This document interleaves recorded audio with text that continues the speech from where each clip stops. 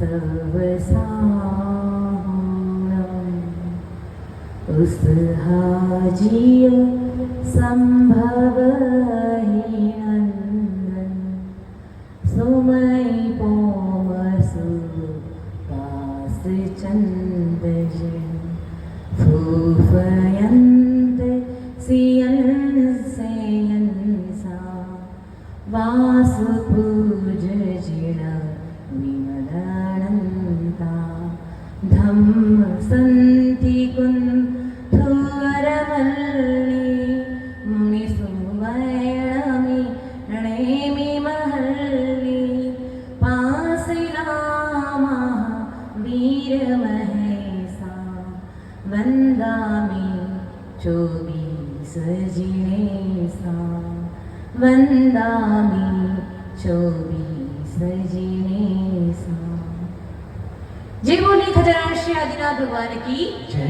खजरान श्री नेमिनाथ भगवान की परम पूज्य मुनि कुंज ज्येष्ठ आचार्य श्री आदि सागर जी महामुनिराज की आचार्य श्री महावीर कीर्ति जी विमल सागर जी सन्मति सागर जी गुरुदेव की आपके महाग्रंथों का जब हृदय से स्पर्श हो मेरे मन की विचार विमर्श में आपका ही नाम हो आपका ही नाम हो आती जाती सांस बोले आप ही भगवान हो।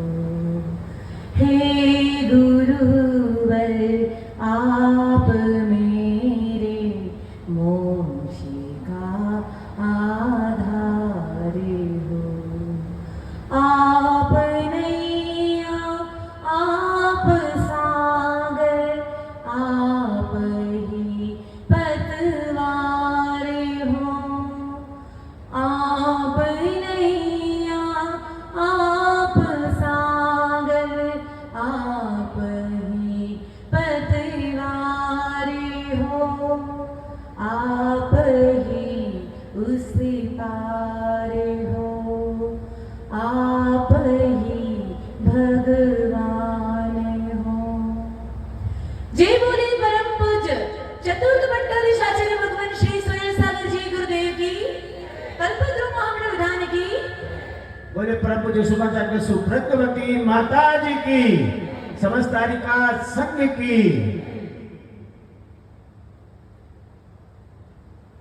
एक बार की बात थी। एक शिष्य गुरु आश्रम में रहा किया करता था।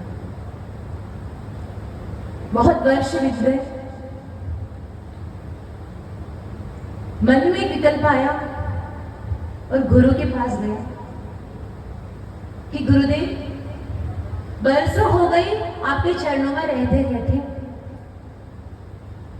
लेकिन अभी तक सफलता नहीं मिल पाई। गुरु ने कहा देखो बेटा, आज पूरा दिन हो चुका है, हमने भोजन नहीं किया है। एक काम करो, पहले एक कटोरा लेकर जाओ और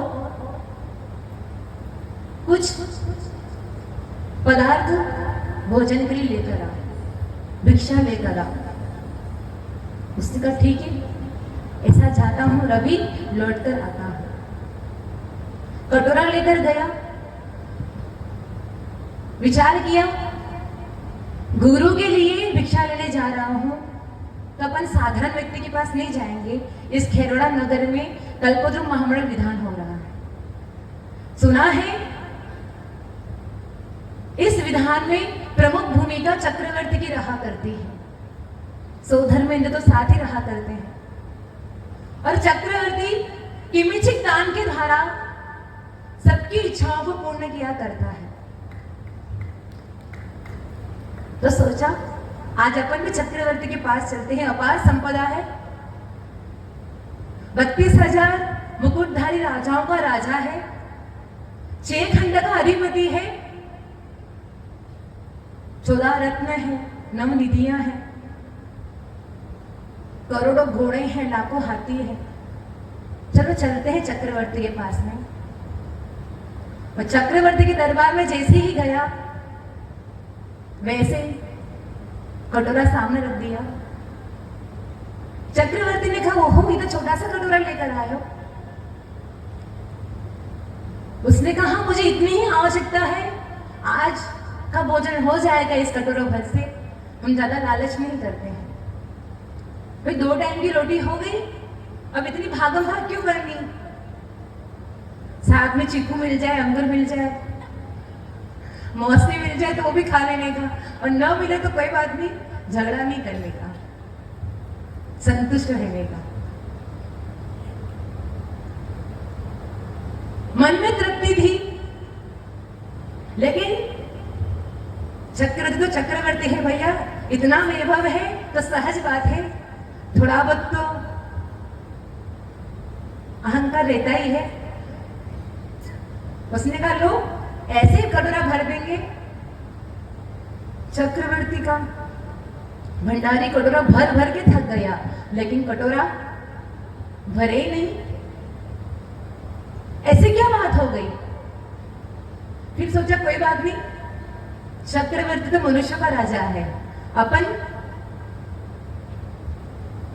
देवों के राजा के पास जाते हैं, सौधर्मेंद्र के पास जाते हैं। देखा सौधर्मेंद्र खूब आभूषण पहने हुए थे कि ये तो पक्की बात है, अपना कटोरा भर ही देंगे, सिंपल सी बात होती नहीं इनसे।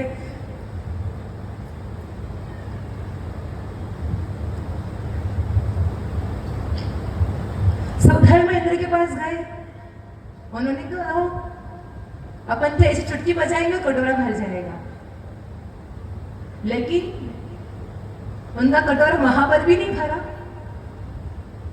और सौधर्मेंद्र ने पूछ लिया, भैया ये कटोरा कहां से लाए हो, कैसा कटोरा है?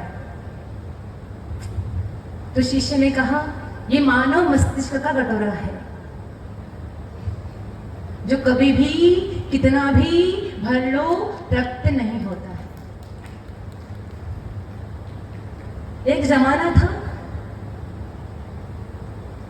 जयपुर की बात है, पंडित सदाशिवदास जी बहुत आध्यात्मिक टाइप के व्यक्ति रहे हैं। वो जयपुर में राजा के दरबार में खजान जी की नौकरी करते थे, मुनीम का काम किया करते थे। तो एक बार हुआ कि राज दरबार में जितने भी नौकर थे सभी ने हड़ताल लगा दी कि हमारी आय बढ़ाई जाए।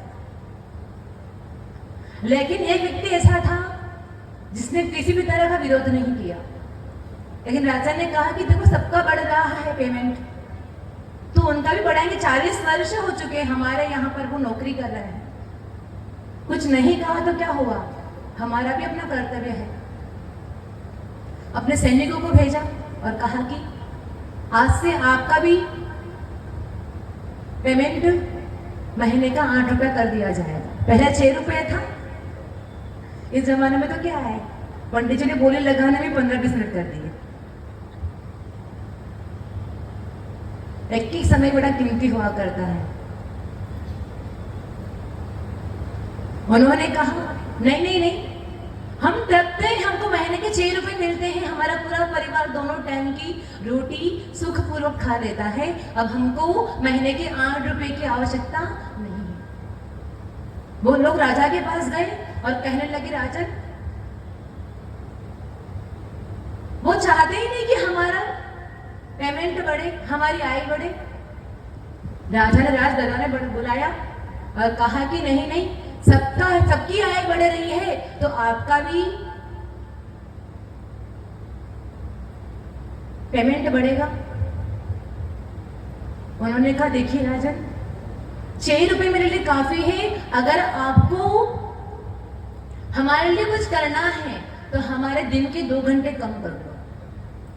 क्यों कम कर लो? क्योंकि अभी हम रत्नकर्ण शाकाचार की टीका लिख रहे हैं, तो हमको उसको लिखने में कुछ समय ज्यादा चाहिए।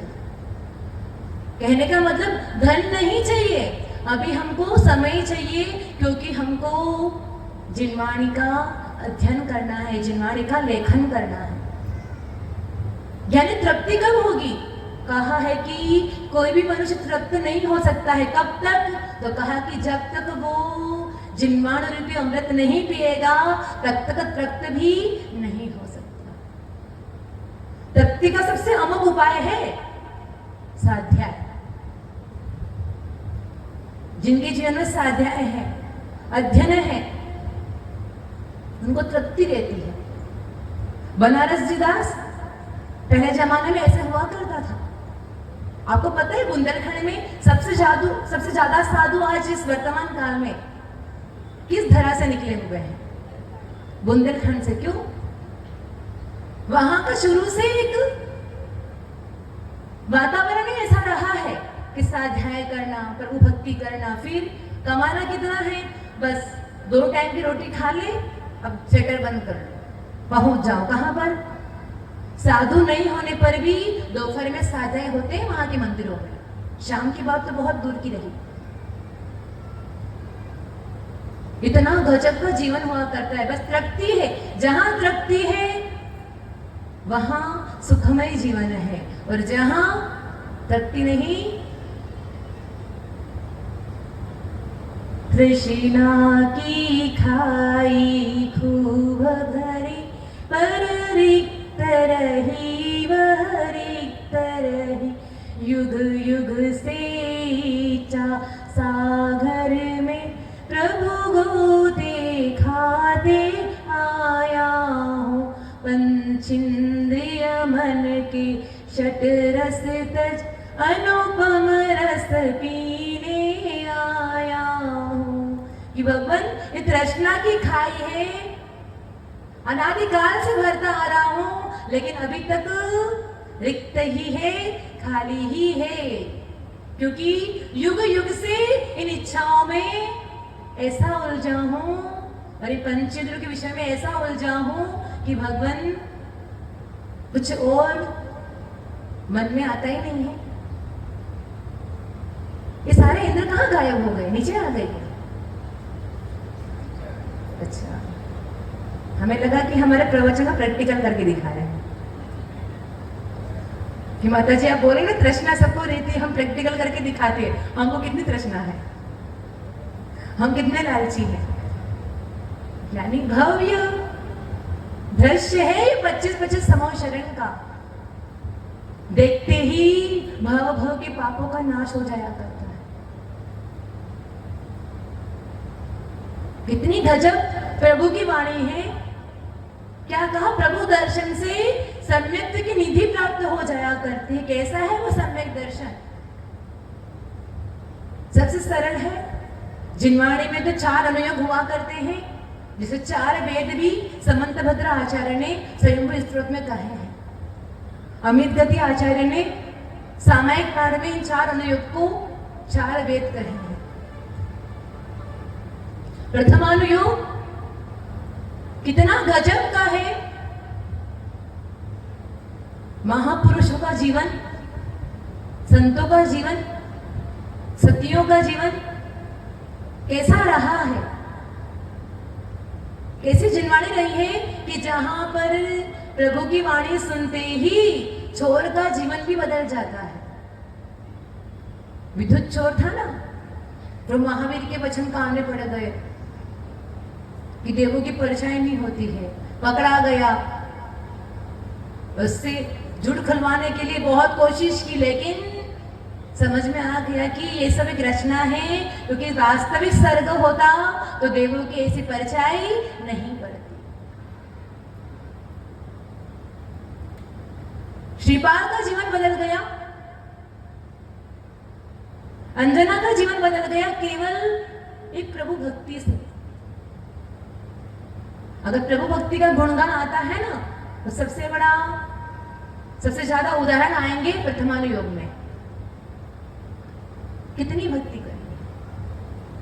आज तक भगवान आपकी भक्ति करने से मैंने विषयों का सुख ही मांगा है, इंद्रियों का सुख ही मांगा है, कभी शाश्वत सुख की इच्छा ही नहीं की। बहुत गर्मी लग रही है, पंखा चालू हो जाए, घर में एक एसी लग जाए, अच्छा सा कुल वातावरण बन जाए। कितनी इच्छाएं होती है, लेकिन वो इच्छाएं भी अगर पूर्ण भी हो जाए लेकिन कभी खत्म नहीं हुआ करती। इच्छाएं खत्म कब हुआ करती?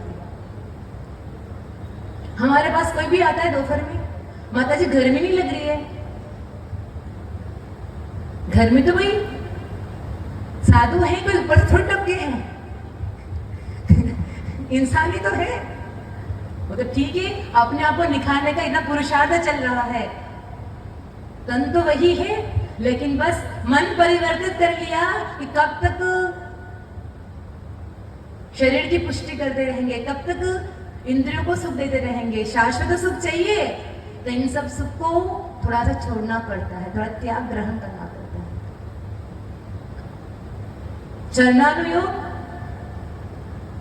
कितनी गजब के आचरण की बात बताया करता है। ये सारी बातें कहां से आई है? ये जिनवाणी कहां से आई है? ये चारों अनुयोग कहां से आए हैं? जिनकी आप समूह शरण में बैठकर इन तीन लोग के नाथ की आराधना कर रहे हो, उन्हीं की वाणी है, जिसे जिनवाणी कहा जाता है। कितनी गजब की बात है। जिनवाणी कैसी है? तो कहा श्रीमत परम गंभीरम स्यादवाद मोगलांचनम जिया त्रिलोक्यनाथस्य शासनम जिन शासनम। यहां तो धनपति को श्रीमान कहा जाता है, लेकिन न्याय ग्रंथों में प्रभु की इस वाणी को श्रीमान कहा गया है, धनवान कहा गया है। जो स्वाध्याय करता है, ये प्रभु की वाणी कैसी है? श्रीमत श्रीमान है और परम गंभीर है।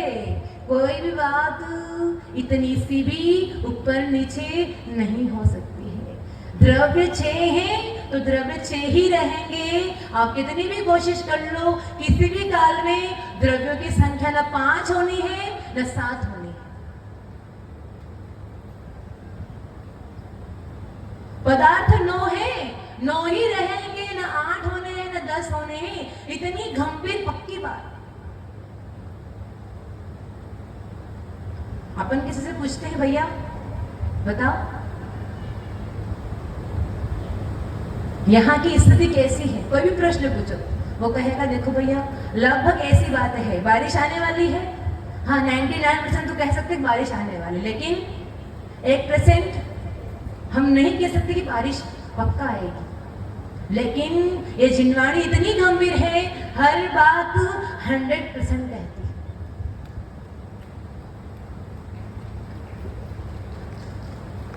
इतना भी हेरफेर नहीं होता।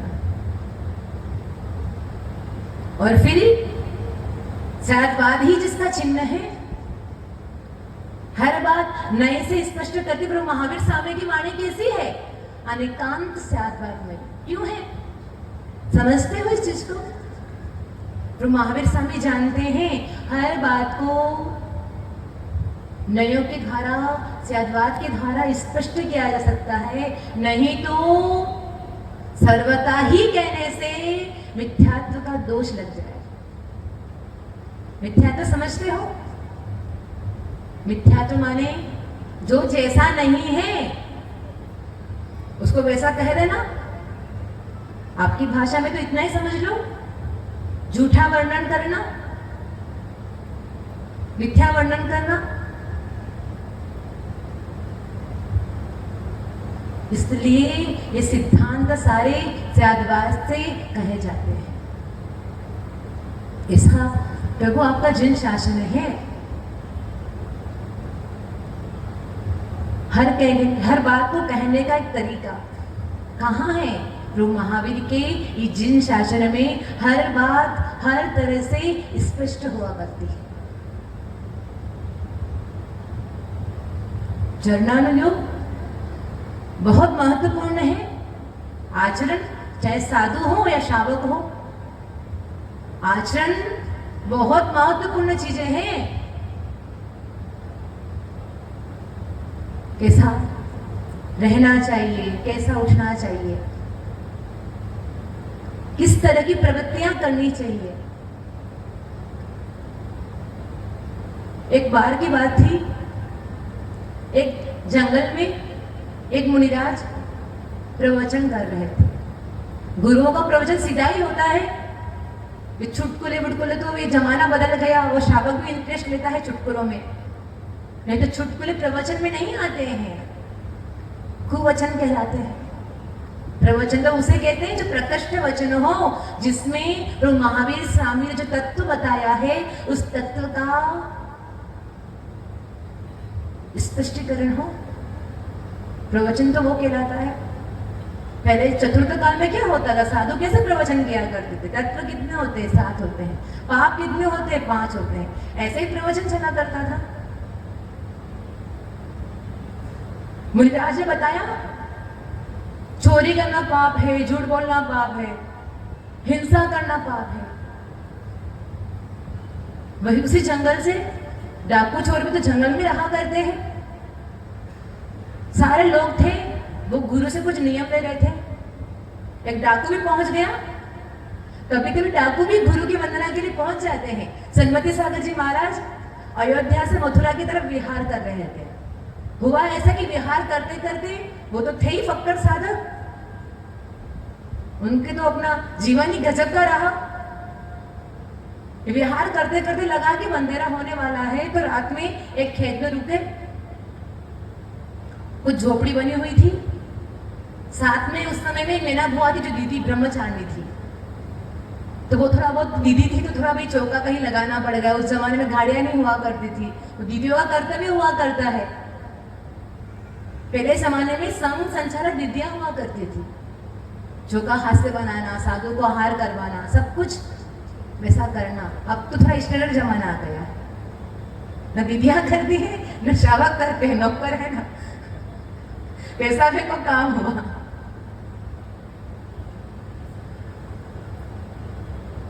उस मैना बुआ की चौका लगाया करती, सामान भी रखा था। भाई क्या रखेंगे पास में, थोड़ा बहुत आटा रख दिया, थोड़ा बहुत दाल रख दी, कुछ नहीं तो दाल रोटी बनाकर साधु का आहार तो करवा ही सकते हैं। भाई गुरु जी को मट्ठा पानी लेना है, संग में और साधु भी तो है, तो दाल रोटी लेने वाले हैं।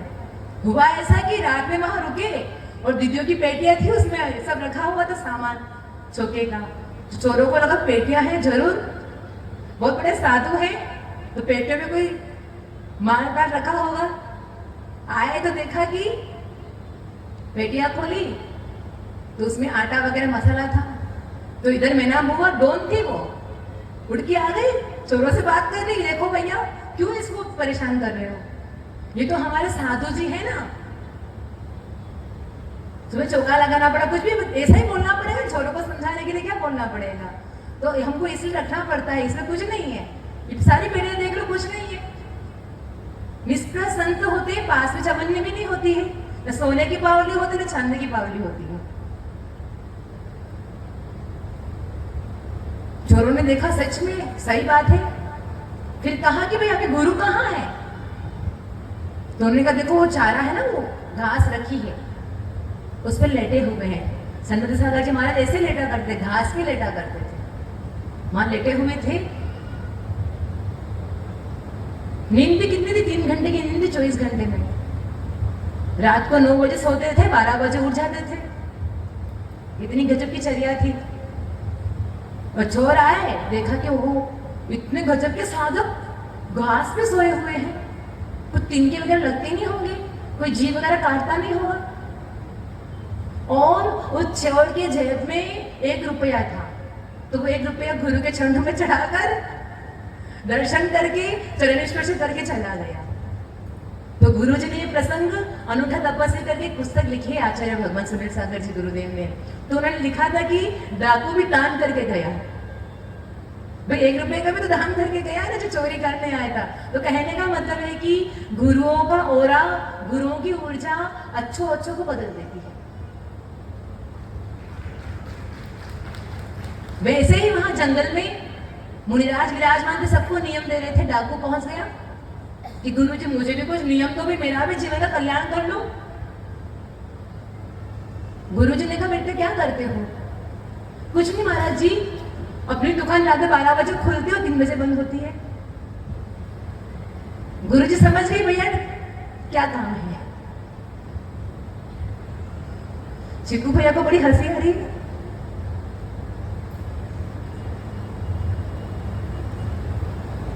फिर तो गुरु ने कहा बेटा ऐसा काम नहीं करते, चोरी करना कितना बड़ा पाप है, पता है नरक में जाते हैं। महाराज जी कुछ भी कहो, पत्नी है बच्चे हैं, इसका त्याग तो मैं नहीं कर सकता हूं। फिर आप तो एकदम सरल सा नियम दो। कभी कभी श्रावक आते हैं माता जी कुछ नियम दो। वे क्या नियम दे? नहीं आपकी इच्छा से नियम दो। हमने कहा हमारी इच्छा है क्या, दीक्षा ले लो।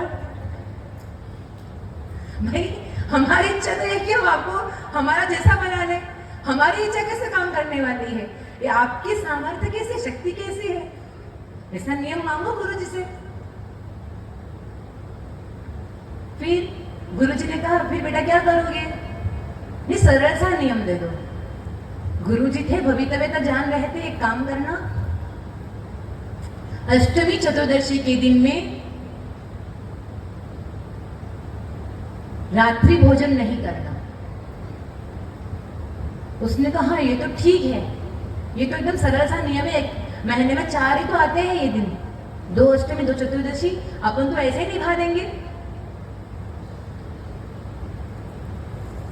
हुआ ऐसा कि फिर रात चोरी करने को गया। सब चोरों ने कहा आज तो अच्छी चोरी हो गई, एक काम करते हैं, अब रात में बैठकर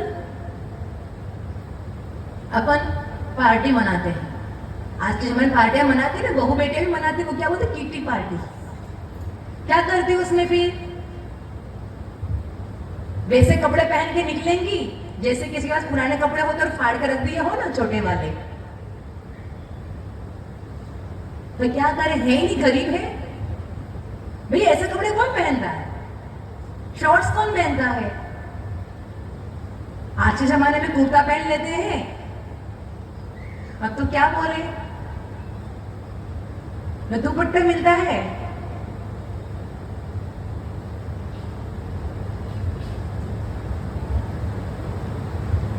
तो वैसे ही पार्टी मना रहे थे। डाकुओं की पार्टी कैसे होती है, शराब भी होता है, रात्रि भोजन भी कर रहे थे। तो उसने कहा कि ओहो आज कौन सा दिन है, याद किया, ओहो आज तो अष्टमी है, देखो मेरा तो आज त्याग है, आज के दिन में रात में भोजन नहीं करूंगा, 4 प्रकार के आहार जल का त्याग है, न शराब पीऊंगा न भोजन करूंगा। चोरों ने कहा भाई चोरों के भी कोई नियम होते हैं क्या, समझ में आया कि कोई अच्छा श्रावक हो तो नियम ले ले। उसने कहा कुछ भी कहो, अपना तो नियम है, चोर है तो क्या हुआ, नियम थोड़ी तोड़ेंगे। ठीक है, हुआ ऐसा था कि उस दिन बहुत ज्यादा चोरी हुई थी,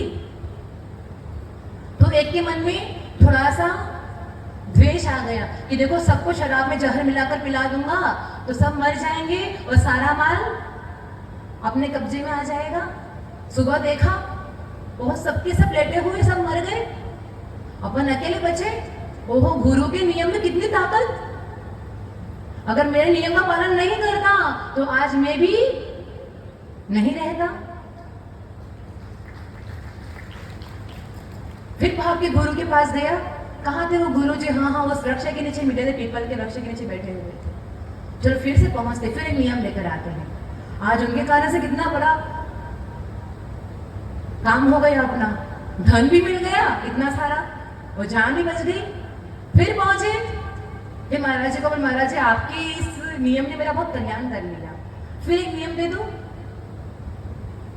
अब गुरु जी ने कहा देखो विश्वास है ना मुझ पर, नियम से कल्याण होता है, अब चोरी का त्याग कर लो। नहीं महाराज जी वो तो नहीं करूंगा। ठीक है, महाराज जी ने कहा कोई बात नहीं, कुछ तो नियम देगा। फिर गुरु ने कहा ठीक है एक काम करना, अनजाने फल को कभी मत खाना। उसने कहा हाँ ठीक है, क्यों, अनजान फल हो तो क्या हो, फल तो फल है। नहीं, हमें थोड़ी पता है इस फल में किस टाइप का फल है, इसमें कितने जीव हैं। 5 अगुंबर फल भी अपन नहीं खाते क्योंकि उसमें असंख्यात 10 जीवों का पिंड हुआ करता है, अंजीर, कटहल, बड़, पीपल, पामर ये फल अपन नहीं खाते हैं, इन वृक्षों के क्यों नहीं खाते, उनमें बहुत जीव होते हैं, तो अनजाना फल हो तो तुम मत खाना। उसने कहा ठीक है, खूब फल है दुनिया के अंदर, एक दो नहीं भी खाए तो क्या फर्क पड़ता है। हुआ ऐसा कि एक दिन फिर चोरी करने गई, दूसरी टीम बना दी, टीम बनाई तो जंगल से होकर निकल रहे थे, रात में चोरी करके आए, दिन हो गए अभी तक पहुंचे नहीं, खूब प्यास लग रही थी, खूब भूख लग रही थी, देखा कि ओहो इस वृक्ष पर कितने सुंदर सुंदर फल लग रहे हैं, कितना अच्छा तो कलर है, कितना तो स्वाद है, गंध है इसकी। कभी कभी लोग चौके में बोलते हैं माता जी देखो घर की पपीता है, ले लो माता जी, एक बार एक पीस तो लेकर देखो कितनी टेस्टी है। हमने कहा एक पीस लेकर क्या करेंगे, नहीं लेने सो नहीं लेनी, और लेनी तो काय को मनमार करवाए, आहार करने को तो निकले हैं। फिर अब क्या करें, सबने कहा ओहो खूब प्यास लग रही है, खूब भूख लग रही है, अपन को तो फल खाने ही खाने हैं। उसने कहा ये फल बहुत सुंदर है, बहुत अच्छी गंध है, लेकिन इसका नाम मुझे नहीं पता, हम तो नहीं खाएंगे चाहे भूखे मर जाए। पहले भी गुरु के नियम का पालन किया था तो हमारा हित हुआ था, इस बार भी पालन करेंगे।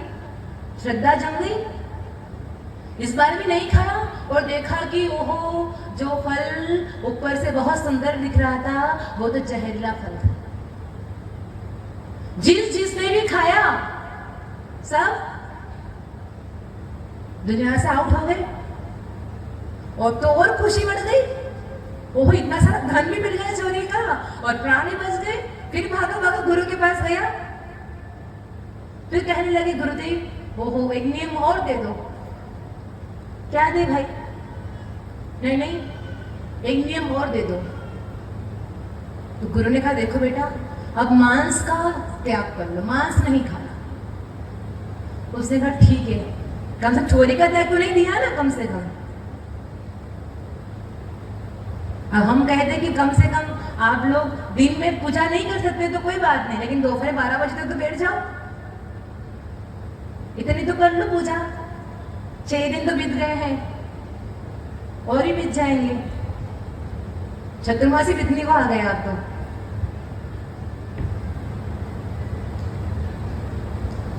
फिर कहा ठीक है मांस नहीं खाएंगे। फिर एक दिन टीम इकट्ठी हुई, चोरी करने को गए। फिर जिस ढाबे पर मांस मिल रहा था पता चला कि जिसने वो, उसका तो नियम था उसने नहीं खाया, उसके साथ में और भी ऐसे पदार्थ आ गए जिसमें जहर मिला था, चिपकली मरी हुई इसमें चली गई थी, और वो सबने खा लिया। उसका नियम था कि अपन को मांस नहीं खाना है। होता है रात में ऐसे जो बड़े बड़े चिमने के होते हैं ना, उसमें लोग बड़ी अंगुलें चाट चाट कर खाते हैं, खड़े होकर मांग मांग कर खाते हैं। क्या मिलता है, मजा तो उसी में माता जी, किसमें, चिना चपटी में। वो तंदूरी रोटियां बनती है ना, इतनी चिना चपटी करके भगवान जाने, और भगवान ही बचाए इन लोगों से। तो भी साधु को देखो तो सही, दिन में एक बार आहार करते कितनी शांति से करते हैं। लोग देने के लिए माथे पड़ते हैं, लेकिन लेने वाला कितनी शांति से लेता है। उसने कहा कि अपना तो त्याग है, अपन नहीं खाएंगे। जिन्होंने मांस खाया सब चले गए ऊपर, फिर प्राण बच गए। तीसरी बार अब तो बहुत उछले कूदे, वो कितना पुण्य का उदय आया कि अब देखो अपने प्राण बच गए। फिर गुरु के पास पहुंचा, फिर एक नियम लेकर आया। अब गुरु ने कहा देखो बेटा अब तो चोरी का त्याग कर लो। महाराज जी कुछ भी करो, हम चोरी का त्याग तो नहीं कर सकते, लेकिन गुरु भी जानते हैं पहले अंगुली पकड़नी पड़ती है, फिर हाथ पकड़ना पड़ता है। हाथ भी क्यों पकड़ना पड़ता है, अपना तो कल्याण हो चुका है, सामने वाला का कल्याण हो जाए। कल एक दादी आई, चिल्लर श्रीफल लेके आओ, श्रीफल लेके माता जी श्रीफल चढ़ाना है। तो हमने कहा दादी क्या विचार है, दीक्षा लेने का विचार है। नहीं माता जी अभी समय आएगा तो दीक्षा ले लूंगी। तो मैंने कहा दादी अब समय कब आएगा, अब समय नहीं आया तो समय कब आने वाला है। नहीं नहीं माता जी अभी तो पोते की शादी करवानी है। बढ़िया काम है, करवाते रहो। किया? गुरु ने कहा ठीक है बेटा, अब झूठ नहीं बोलना। लेकिन महाराज जी झूठ तो बोलना पड़ता है, कभी कभी चोरी करने जाते हैं।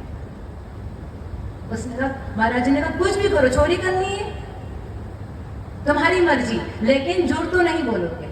उसने कहा ठीक है। अब महाराज जी भी अपने पे आ गए तो उनकी बात सिखानी पड़ेगी, माननी पड़ेगी। कभी कभी गुरु को शिष्य को सही लाइन पे लाने के लिए, भक्तों को सही लाइन पे लाने के लिए थोड़ा सा कड़क भी बनना पड़ता है।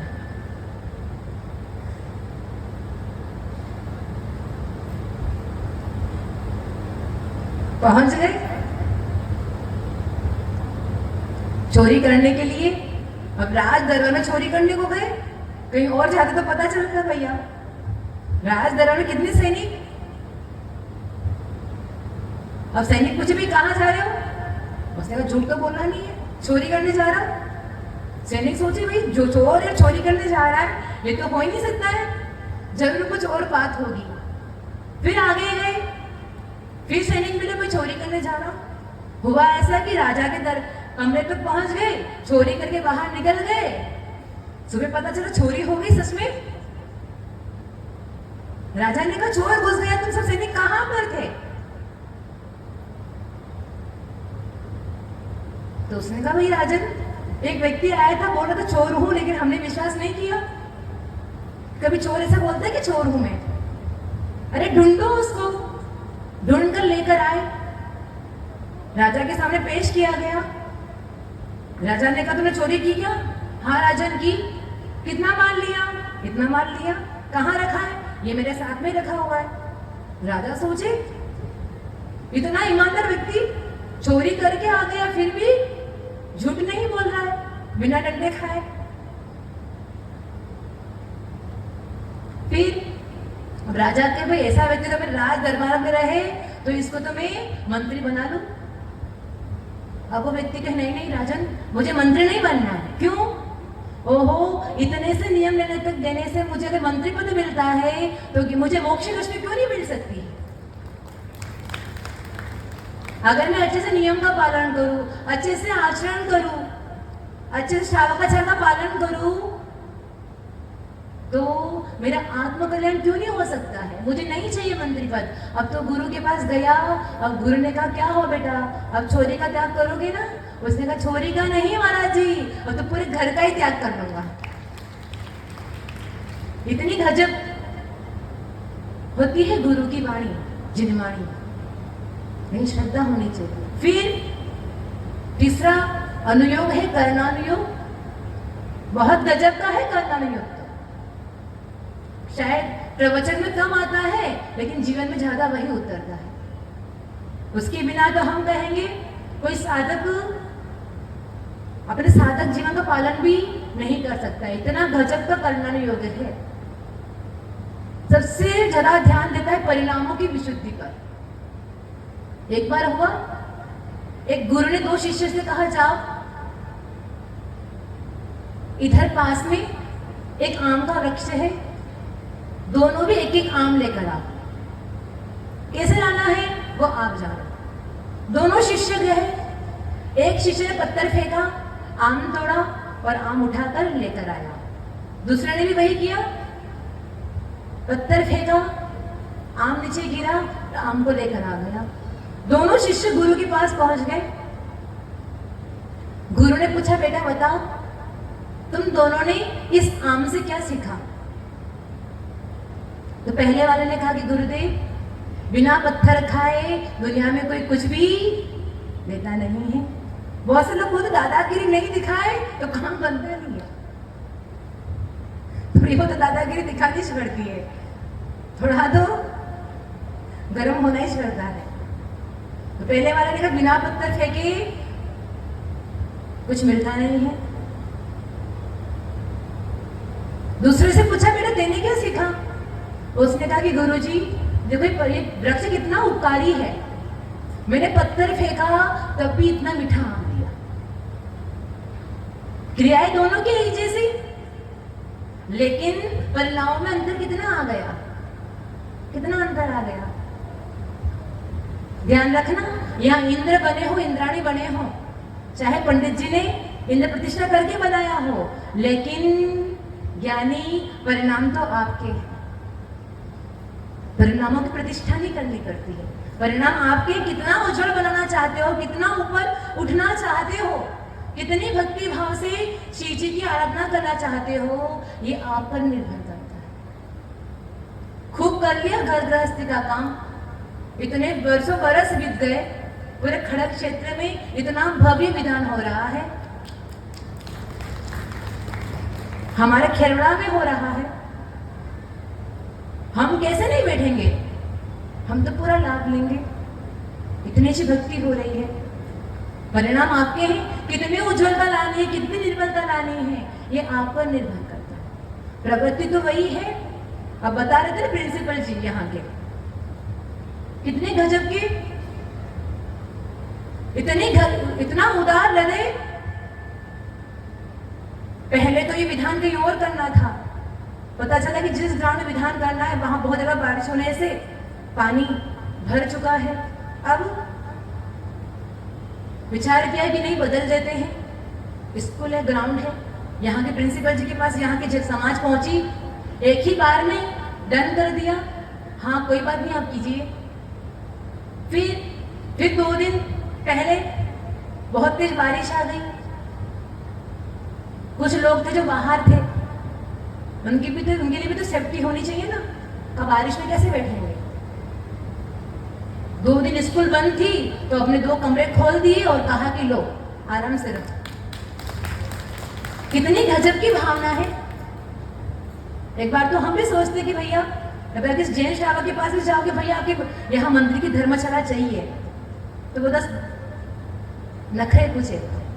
लेकिन कितना गजब का उदार हृदय है कि नहीं, यहाँ के लोगों को चाहिए तो दिल खोलकर सब कुछ खुला है। आप तो लीजिए, हमारा सौभाग्य है कि इतनी भव्य आराधना इस स्थान पर हो रही है। चित्तौड़गढ़ पंचकर्ण खुआ था पंडित जी आचार्य भगवान के सानिध्य में भी। पिछला जो चतुर्मास था ना फागी वाला, उसके ज्येष्ठ बाद में, दिवाली के बाद में पहला वही पंचकर्ण था चित्तौड़गढ़ का। तो जिस जमीन पर वो पंचकर्ण हुआ था, वो जमीन 2 व्यक्तियों के झगड़े में चल रही थी। बहुत विशाल जमीन थी, एक की जमीन थी और दूसरा उस पर अधिकार जमा रहा था। समाज के लोग गए कि हमको तो यहाँ पे पंचकर्ण करना है। उसने कहा देखो जमीन तो मेरी है, लेकिन इस पे केस चल रहा है, दूसरा व्यक्ति भी इस पे अधिकार करके बैठा है। फिर अगर उसको कोई दिक्कत ना हो, सरकार को कोई दिक्कत नहीं हो, तो आप लोग करो पंचकर्ण, हमें कोई दिक्कत नहीं। कहते हैं कि जिस दिन आचार्य भगवान का प्रवेश हुआ, झंडारोहण हुआ, जिस व्यक्ति की प्रॉपर्टी थी वो केस पूरा सुलझ गया और जिसकी प्रॉपर्टी थी उसको प्रॉपर्टी मिल गई। ये महामहोत्सव साधारण नहीं है, जहां 3 लोग की नाथ की स्थापना की जाती है, बहुत महोत्सव हुआ करते हैं। परिणाम बदल जाते हैं जीवों के। द्रव्यानुयोग जो है सो है, वे क्या हो, हम जो है सो है, क्या हो? चल सौधर में इंद्र से पूछते क्या हो जी आप? बोलेगा सौधर में इंद्र है। नहीं जी, आप न सौधर्म हो न चक्रवर्ती हो, आप तो शुद्ध चैतन्य शुद्धात्मा हो। भाई आत्मा है, आत्मा कैसी है? जैसी है वैसी है, कुछ परिवर्तन नहीं हो सकता है। आत्मा का कोई श्रृंगार नहीं हो सकता है। श्रृंगार तो लोग जड़ का करते हैं, उद्गत का करते हैं। आत्मा का श्रृंगार करना भी हो तो रत्नत्रय से होता है, नहीं तो इस आत्मा का श्रृंगार नहीं होता है। आज हम सभी यहाँ बैठे हैं प्रभु की निर्मल छाया में। हम सब भी प्रभु की इस जिनवाणी उन शब्दों को ग्रहण करें और अपने जीवन को निर्मल बनाएं। जय बोलिए परम पूज्य चतुर्थ भट्टाचार्य भगवान श्री सुनील सागर जी गुरुदेव की। बोले परम पूज्य सुप्रज्ञमती माता जी की जय। आइएगा, जावाणी के ज्ञान से सूझे